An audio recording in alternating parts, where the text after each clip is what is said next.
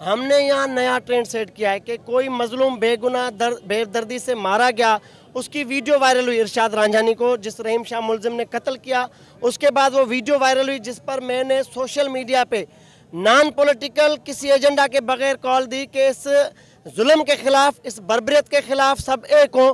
आज का तय था हमारा 4 बजे का पीर के रोज़, तो सारी सिंध ने हमें भरपूर सपोर्ट किया है, कराची आइट्स ने हमें भरपूर सपोर्ट किया है, मुख्तलिफ ज़ुबानों ने हमें भरपूर सपोर्ट किया है कि इरशाद रांझानी जो बेगुनाह कत्ल किया गया था, उसके कत्ल में मुलविस रहीम शाह जो इलाके का गुंडा है, क्रिमिनल है, उसको गिरफ्तार किया जाए। बिलाखिर 5 घंटे की जदोजहद, हज़ारों लोगों की मौजूदगी में जब ये धरना दिया गया तो उसका सिंध सरकार ने नोटिस लिया है।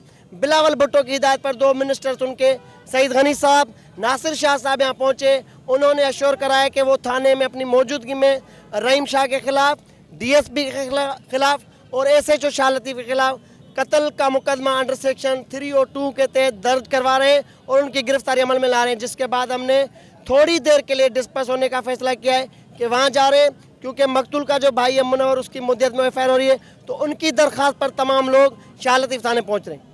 अच्छा, सिंध हुकूमत कोऑपरेट कर रही है इस मामले में?